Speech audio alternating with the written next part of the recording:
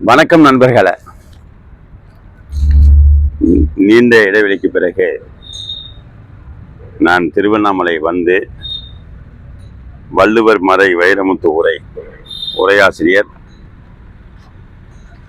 கவிப்பேரரசு வைரமுத்து அவர்கள் அதிகாரம் எண் 16 பொறையுடைமை, அகழ்வாரை தாங்கும் நிலம் போல தம்மை இகழ்வார் பொறுத்த தலை, தன்னை தூண்டுகிறவர்களுக்கும் தண்ணீரும் பொன்னும் கனிமமும் தந்து தூண்டுகிறவர்களையும் தாங்குகின்ற நிலம் போல இகழ்கின்றவர்களையும் பொறுத்து நன்மை செய்தே பொறுமையின் அறமாகும்.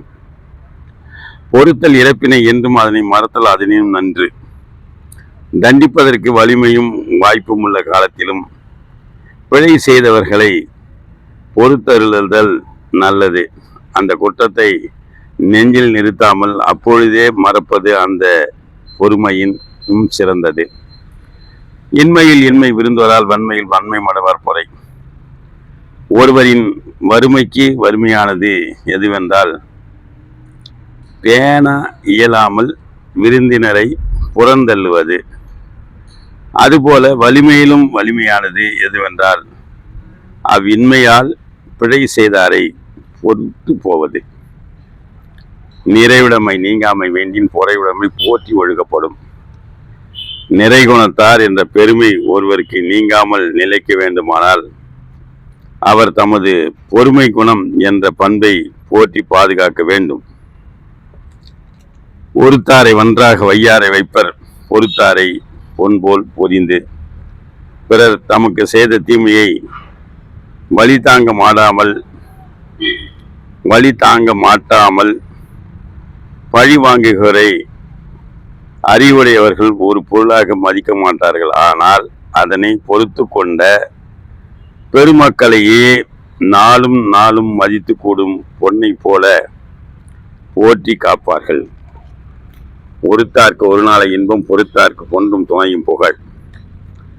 தீங்கு செய்தவரை தண்டித்தவர்களுக்கு உண்டாகும் பொய் இன்பம் ஒரு நாள் நிலைக்கலாம். ஆனால் அதனை பொறுத்து கொண்டவர்களுக்கு உண்டாகும் புகழ் இன்பமோ இந்த உலகம் இருக்கும் வரைக்கும் இருக்கும். எதை நல்ல தற்புறர் செய்யணும் நோனந்து அறநல்ல செய்யாமை நன்று. செய்யத்தகாத தீவினையை பிறர் நமக்கு செய்திருந்தாலும் அதே வழியோடு அந்த தீவினையை திரும்ப செய்தால் அதே துன்பம் பிறருக்கும் நேரும் என்று கருதி மறுத்தீங்கு செய்யாதிருப்பது நல்லது.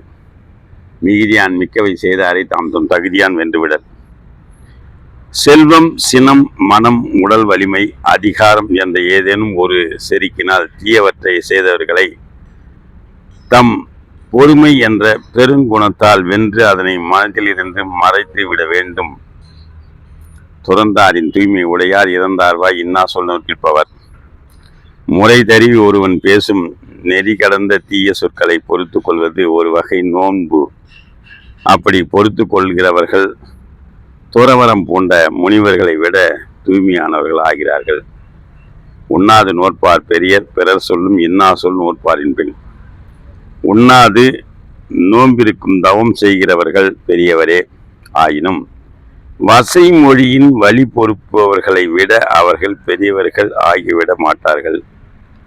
நான் அன்பு நண்பர்களே, ஆஸ்திரேலியாவுக்கு பிரிஸ்பன் நகருக்கு நான் சென்றிருந்தேன்.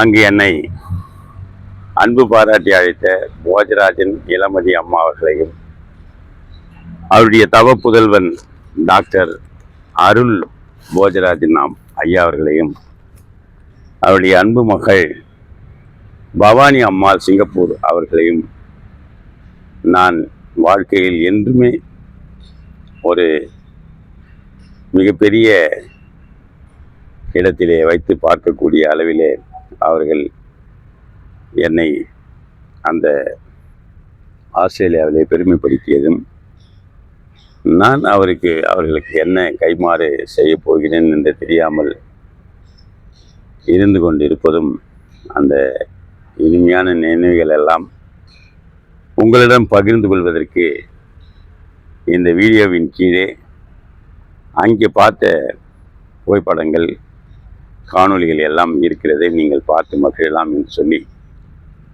திருக்குறளை படியுங்கள், திருக்குறள் வழி நடந்து பாருங்கள், வாழ்க்கை வளப்படும். நன்றி, வணக்கம், வாழ்த்துக்கள்.